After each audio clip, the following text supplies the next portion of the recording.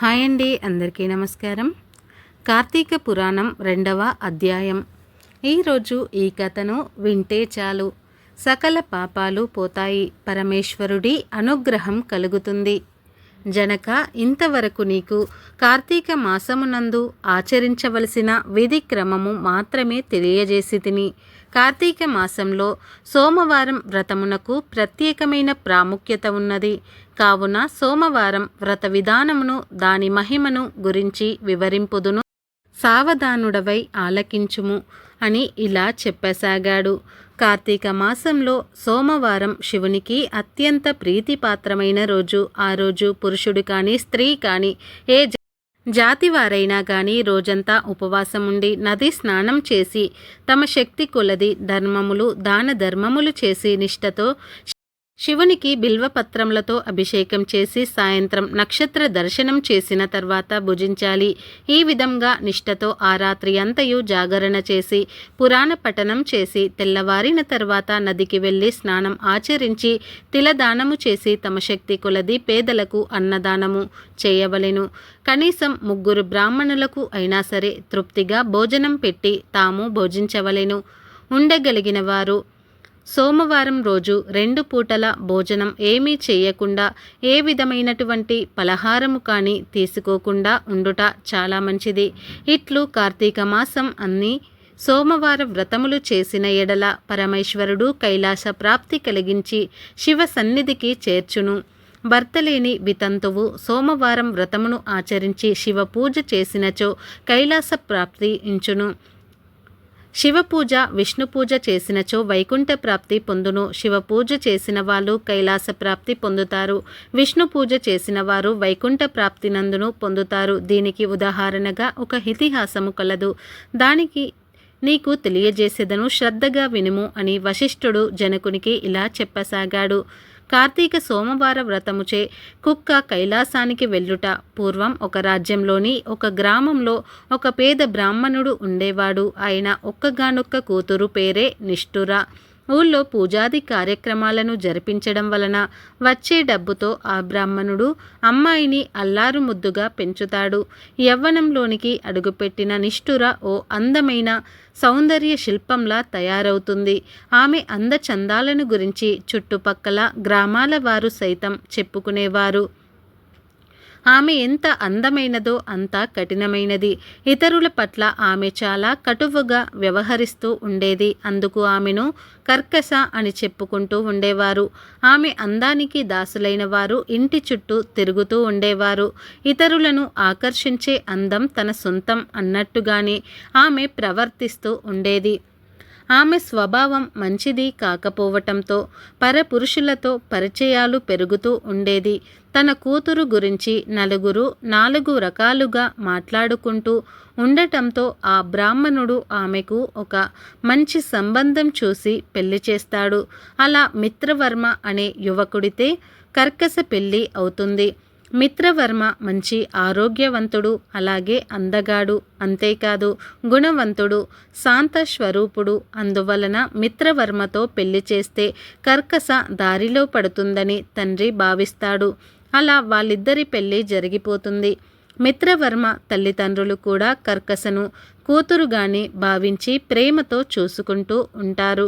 అయితే తన చుట్టూ ఉన్న వాళ్ళంతా మంచివారే అయినప్పటికీ ఆమె స్వభావంతో మార్పు ఏమీ రాలేదు. గతంలో పురుషులతో తనకు గల సంబంధాన్ని ఆమె కొనసాగిస్తూనే ఉంటుంది. ఈ విషయంలో అత్తామామలు కానీ భర్త కానీ ఆమెను నియంత్రించలేకపోయారు. ఊళ్ళో తన తండ్రికి గల పేరు ప్రతిష్టలను గురించి కానీ అత్తవారింటి కుటుంబ గౌరవం గురించి కానీ ఆమె ఏమాత్రం ఆలోచన చేయదు. తన మనసుకు తోచినట్లుగా ఆమె నడుచుకుంటూ ఉంటుంది.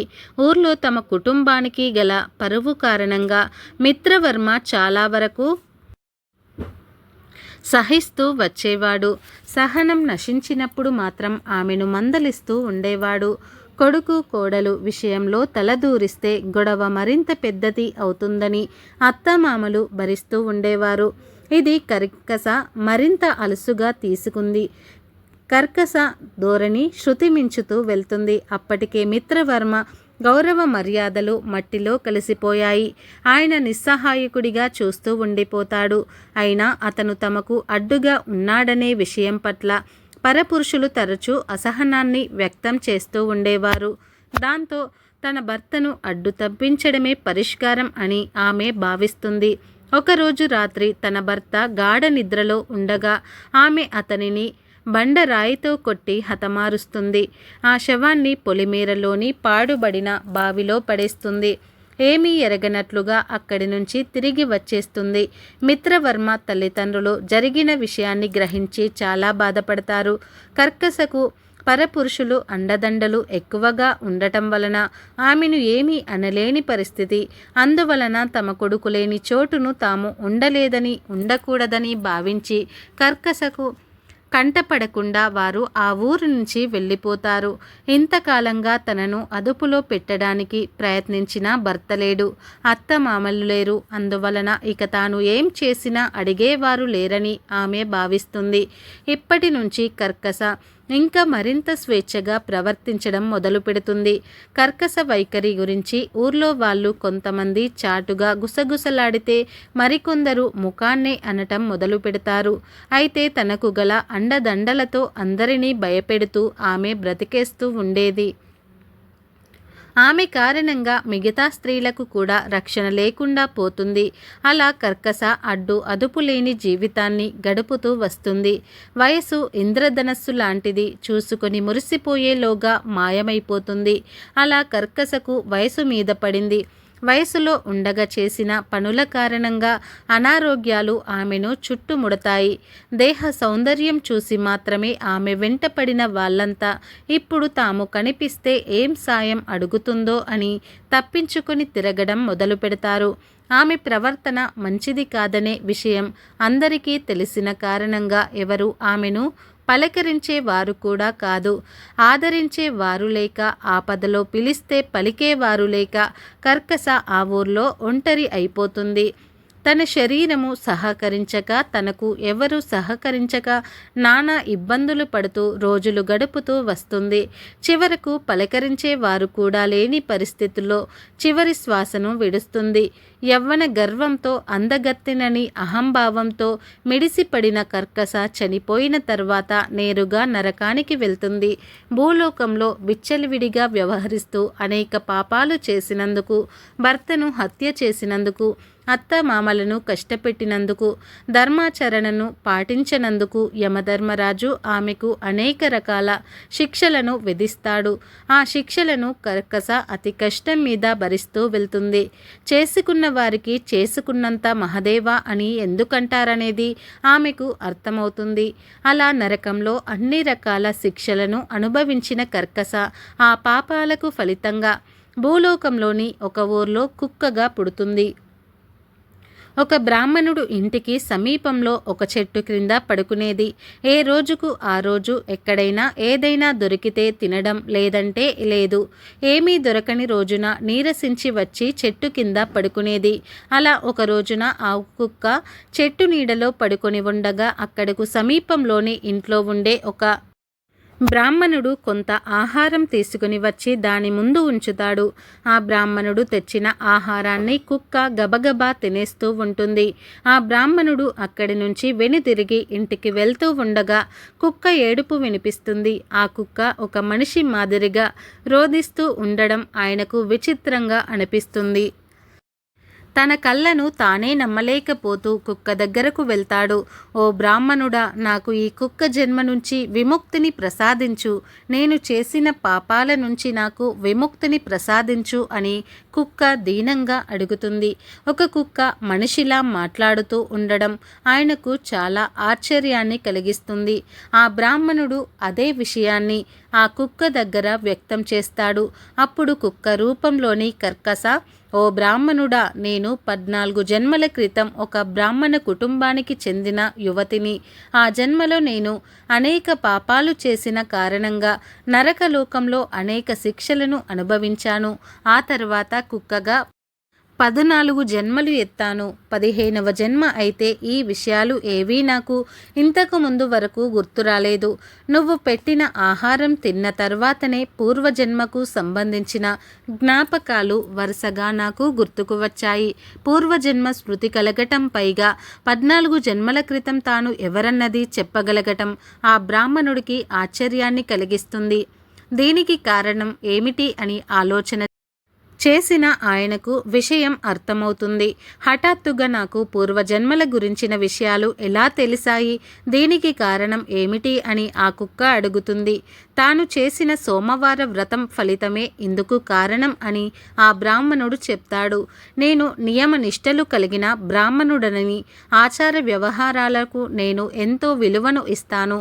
భగవంతుడి ఆరాధన పూర్తయ్యే వరకు ఎలాంటి ఆహారం తీసుకోను. అలాంటి నేను కార్తీక మాసంలో ప్రతిరోజు అభిషేకం చేస్తూ ఉంటాను. ఇక ఆ కార్తీక మాసంలో సోమవారం వ్రతం ఎంతో విశిష్టమైనది. ఈ వ్రతాన్ని ఆచరించేవారు ఉదయం నుంచి ఉపవాసం ఉంటూ నక్షత్ర దర్శనం తర్వాత భోజనం చేస్తారు. ముందుగా జీవరాశికి కొంత ఆహారాన్ని అందించి తరువాతనే భోజనం చేయవలసి ఉంటుంది. ఈ రోజున సోమవారం వ్రతం ముగించి ముందుగా ఆ ప్రసాదాన్ని నేను నీకు ఆహారంగా అందించాను. ఆ వ్రతానికి గల మహిమ కారణంగానే నీకు పూర్వజన్మ స్ఫూర్తి కలిగింది, మాట్లాడే శక్తి వచ్చింది అని చెప్తాడు. అప్పుడు ఆ కుక్క, ఓ బ్రాహ్మణుడా, నువ్వు చేసిన మేలును నేను ఎప్పటికీ మర్చిపోలేను. అయితే ఇప్పటి వరకు నేను పడిన బాధలు వేరు. పూర్వజన్మల శృతి కారణంగా ఇక ముందు మరింతగా బాధపడవలసి ఉంటుంది. అందువలన నాకు ఈ కుక్క జన్మ నుంచి విముక్తిని ప్రసాదించు అని ప్రాధేయపడుతుంది. ఆ బ్రాహ్మణుడు అంతవరకు అనేక సోమవారం వ్రతాలను ఆచరిస్తూ వచ్చాడు. అందువలన ఆ కుక్క బాధను చూడలేక ఒక సోమవారం వ్రతం యొక్క ఫలితాన్ని ఆ కుక్కకు దారపోస్తాడు. దాంతో ఆ కుక్క ఆ జన్మ నుంచి విముక్తిని పొంది దివ్య శరీరాన్ని ధరించి కైలాసానికి చేరుకుంటుంది. విన్నావా జనక, ఒక యువతి తాను చేసిన పాపాల కారణంగా 15 జన్మల పాటు కుక్కగా పుడుతూ నానా బాధలు అనుభవిస్తూ వచ్చింది. సోమవారం వ్రత ఫలితం కారణంగా శివలోకానికి చేరుకుంటుంది. సోమవారం వ్రతానికి అంతటి శక్తి ఉంది. అది ఎలాంటి పాపాలనైనా సరే భస్మం చేస్తుంది. పుణ్యరాశిని అమాంతంగా పెంచేసి ఉత్తమ జన్మలకు కారణమవుతుంది. ఉత్తమ గతులను పొందడానికి దోహదం చేస్తుంది. కార్తీక మాసంలో అలాంటి సోమవార వ్రతం చేయటం మర్చిపోకూడదు అని సెలవిస్తాడు వశిష్ఠ మహర్షి. ఇది స్కంద పురాణంలోని వశిష్ఠ మహర్షి చెప్పిన కార్తీక మహత్యంలోని 2వ అధ్యాయం సమాప్తం. ఈ వీడియో నచ్చితే లైక్ చేయండి, షేర్ చేయండి. అలాగే కామెంట్ బాక్స్లో ఓం నమః శివాయ అని తప్పకుండా కామెంట్ అయితే చేయండి. ఈ వీడియోని పూర్తిగా చూసినందుకు ధన్యవాదాలు.